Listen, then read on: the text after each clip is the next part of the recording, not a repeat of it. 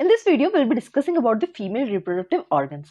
The female reproductive organs, it's of two types, the external organs and the internal organs. Let's start with the external organs. So, the first thing is the mons pubis. Here you can see this is a rounded mass of fatty tissues. Here, this is the rounded mass of fatty tissues which is situated just above the pubic bone. In this picture, you can see this is the pubic bone, and on top of this is the mons pubis, and it is covered with pubic hair during puberty. Now, next thing is the vulva. What is vulva? It contains the clitoris, the labia majora and labia minora. Now, this labia majora, here you can see this is labia majora. These are the larger outer folds of skin. In this picture you can see it clearly. It is a fold of skin and fatty tissues that surrounds the vaginal opening and the urethral opening, and they start from mons pubis and end till the perineum. Now, what is perineum? So this is perineum. It is the area between anus and the external genital. Next is the labia minora. Here you can see this is labia minora. It is the smaller and inner fold of skins, and it is usually hairless. Now, this is clitoris. This is clitoris. It is highly sensitive and erectile organ. Now, let's move towards the internal female reproductive organs. So, the first thing to discuss is the vagina. Vagina, it is acidic in nature. Why is it acidic? So, in order to prevent infections, it is acidic in nature. Now, moving upwards, this is cervix. Cervix is the neck of the uterus, whereas this part of the uterus, it is the body of the uterus, that is the corpus of the uterus. Okay, so the normal length of the cervix is usually 4 centimeter, but if it is less than 2.5 centimeter, then it is short cervix, also known as incompetent cervix. Okay, then this body of the uterus, it is normally 7 to 8 centimeter in nulliparous women, whereas in multiparous women it is 8 to 10 centimeter. Okay, now this uterus, it has 3 layers. The innermost one is the endometrium, then perimetrium, and the uterus from outside it is covered with perimetrium. So, first of all, the endometrium, it undergoes cyclic changes in response to the hormones during the whole menstrual cycle. Next is the myometrium. Now, this myometrium, it is made up of smooth muscles, and it is responsible for the contractions during childbirth, and it is also responsible for contraction during periods, which will help the blood to expel out of the uterus. And the outermost layer that covers the uterus, it is the perimetrium. This perimetrium, it is also known as serosa. This is also known as serosa. It is a layer of connective tissues that protect the whole organ. Now, this is a side view of the uterus. Now, in this you can clearly see that this uterus, it is not like this. It is bent forward. It is bent forward with the help of ligaments. Here you can see it is bent forward, and it has that 90-degree angle, and this angle is known as angle of anteversion. Okay, now moving towards the fallopian tube. Here you can see this is the fallopian tube, and it has different parts. This is infundibulum, ampulla and isthmus, and other than this it also has the intramural part.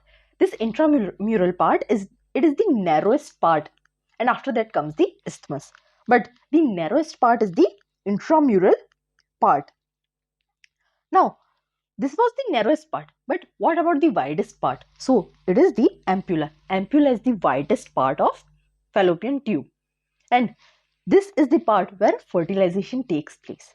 Now you can see at the end of this infundibulum there is this fimbriae, finger-like projections. Now this why are this finger-like? So you know it is this ovary, it releases ovum every month.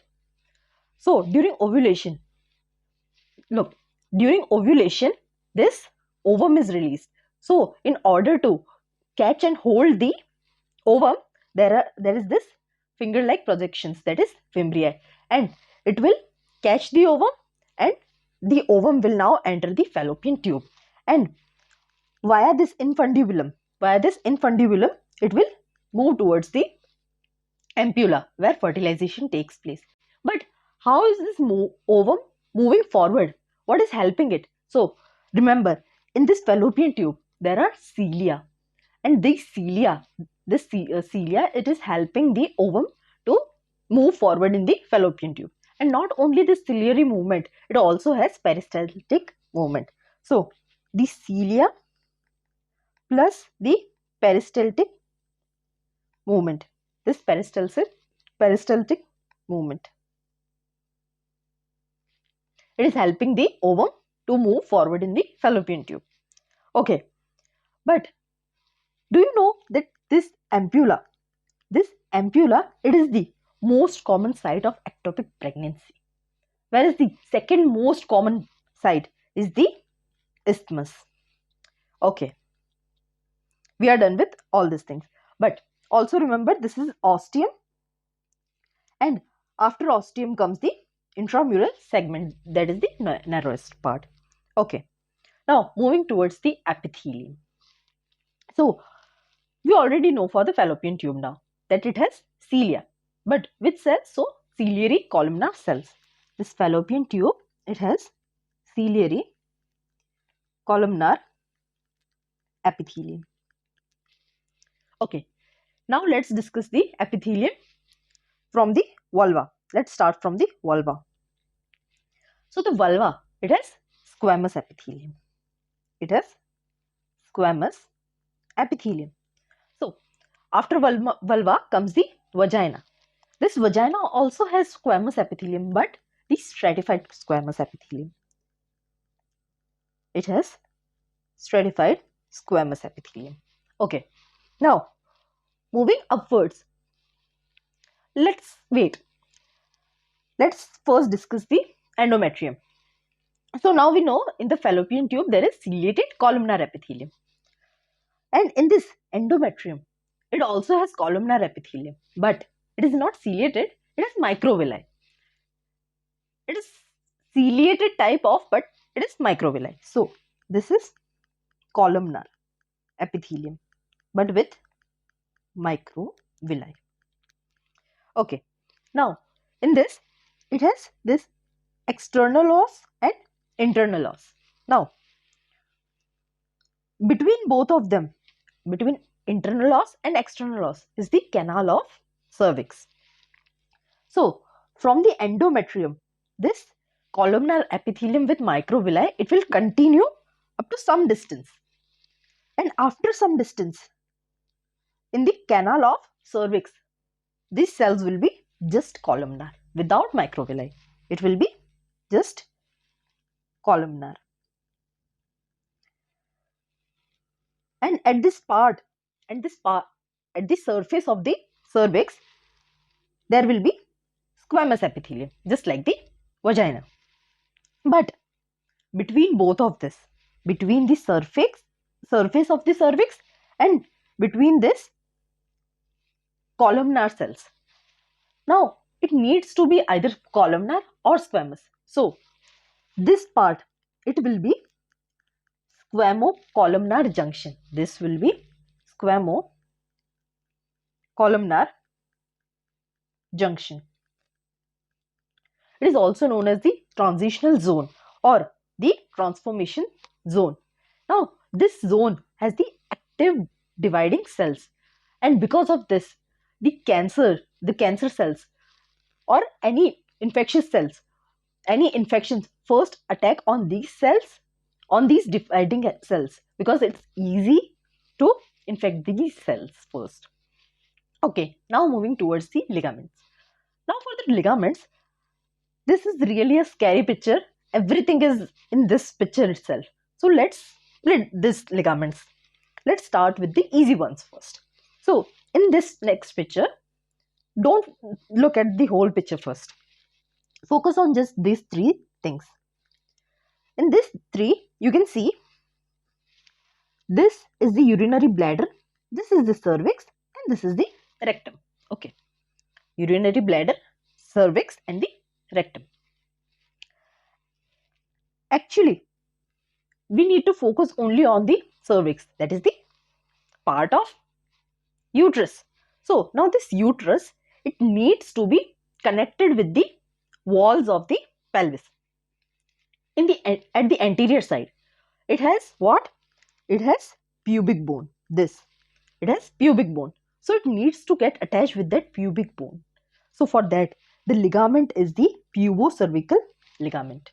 Okay, done with the anterior wall. But what about the posterior wall? Posteriorly, we have sacrum. So in order to attach this uterus to the posterior wall, that is the sacrum, there is uterosacral ligament. Now done with the anterior part and the posterior part. Now what about the lateral walls? So for the lateral walls, there is this transversal cervical ligament. Here you can see. It's easy. It's easy to understand and to remember. For the anterior part, there is this pubocervical ligament. For the posterior part, there is this uterosacral ligament, and for the lateral part, there is this transversal cervical ligament. Okay, moving forward. Now for this, let's go for the suspensory ligaments first. For the suspensory ligaments, you can see the ovarian artery and the ovarian vein. These both, ovarian artery and ovarian vein, they are going into this ligament. Here you can see this suspensory ligament. These are actually from the ovary. This is the ovary, and from the ovary, it is attached like this. It's not clear in this picture, but in this one you can clearly see. This is the ligament. This is the suspensory ligaments which contain the ovarian artery and the ovarian vein, and it get attached to the lateral pelvic wall. Okay. Next is the round ligament. This round ligament, it is actually attaching the uterus to the pubic bone.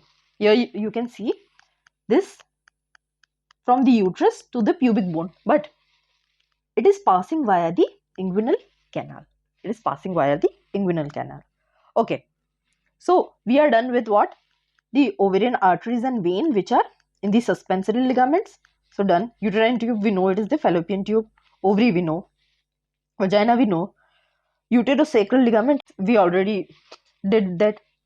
Now what is this cardinal ligament? So we did this actually. This cardinal ligament, it is the same transversal cervical ligament. It is another name for this. Now let's talk about the ovarian ligament. It is really easy one. Why? Because these ovarian ligaments actually attaches these ovaries to the body of the uterus. Okay, done. Round ligament, done. Now let's talk about the broad ligament. Now this broad ligament, you can see this in this picture. Let's zoom this picture. The broad ligament, it is a wide fold of peritoneum that extends from the sides of the uterus to the pelvic side walls and the floor. It provides support and stability to the uterus and other pelvic organs. The broad ligament, it is divided into three main parts: the mesometrium, mesocepnix, and mesovarium. For the mesometrium, this is the largest and most inferior part of the broad ligament. It extends from the lateral margins of the uterus to the pelvic walls and floors. The mesometrium, it provides support to the uterus and contains the blood vessels, nerves, and lymphatic vessels that supply the uterus and surrounding structures. Now, next is the mesosalpinx. This portion of the broad ligament that covers and supports the uterine tubes, that is the fallopian tubes. You can see here that it extends laterally from the uterus to the ovaries, and this helps to suspend the uterine tubes in position and contains blood vessels and nerves that supplies the fallopian tube. Now the third one, that is the mesovarium. It is the portion of broad ligament that attaches the ovaries to the posterior surface of the broad ligament. It provides support to the ovaries and contains blood vessels, nerves and lymphatics that supplies the ovaries. And together, these three parts of the broad ligament play important role in supporting and anchoring the uterus, uterine tubes and ovaries within the pelvic cavity. They also provide a pathway for blood vessels, nerves and lymphatic vessels to reach these structures. Now, moving towards the blood supply. Now we know that from the heart comes the aorta. Now this aorta is further divided into left and right common iliac arteries. And these common iliac arteries are further divided into external iliac artery and internal iliac artery. The external iliac artery, it mainly supplies the lower limb, whereas the internal iliac artery, this supplies the pelvic structures. Okay. Now this internal iliac artery, it further divides into anterior and posterior internal iliac arteries. Here you can see. Now there are some branches you need to know about this internal iliac artery. The anterior branch. The anterior iliac artery, it further has superior vesical artery and inferior vesical artery. Now these both, the anterior vesical artery and this superior vesical artery and the inferior vesical artery, these both arteries, they supply the bladder. Whereas the next artery, that is the uterine artery, as the name, it supplies the uterus. Next one is the umbilical artery. It is the main blood supplies that forms the umbilical cord during the fetal development. Next is the inferior gluteal artery. This inferior gluteal artery, it supplies the pelvic muscles. Next is the obturator artery. It plays an important role in the blood supply of what? So, in the blood supply of muscles, of the muscle structures of the pelvic and the middle thigh regions. Okay. Next is the vaginal artery. This vaginal artery, this supplies the upper part of vagina, whereas for the lower part of vagina is the internal pudendal artery. This internal pudendal artery, it supplies the lower part of the vagina, but it also supplies blood to the perineum. Okay, done. Now, here in this picture, you can see this internal iliac artery. It is further divided into uterine artery and vaginal artery. Whereas there is a direct branch of ovarian arteries that enters via the suspensory ligaments, that we already discussed, the suspensory ligaments. Now this uterine arteries and the ovarian arteries, they both anastomosis. Look here in this picture, and they further branch to form arcuate artery. This arcuate artery further branch to form the radial artery, then the basal artery, and at the end, in the endometrium, there is this spiral artery. Okay, we are done with the blood supply. Next is the venous drainage. It's really simple. Just remember the right side and the left side, they both have different venous drainage. For the right side, the right ovarian vein, it directly drains into the inferior vena cava. But for the left ovarian vein, as you can see, it is not draining directly. It is not draining directly into the inferior vena cava. It first drains into the left renal vein, and from there it drains into the inferior vena cava. Okay, so this was all about the anatomy of female reproductive organs. I hope you liked the video. I tried to explain it in really easy manner, and if you really liked it, so hit the like button and also the subscribe button. Thanks for watching.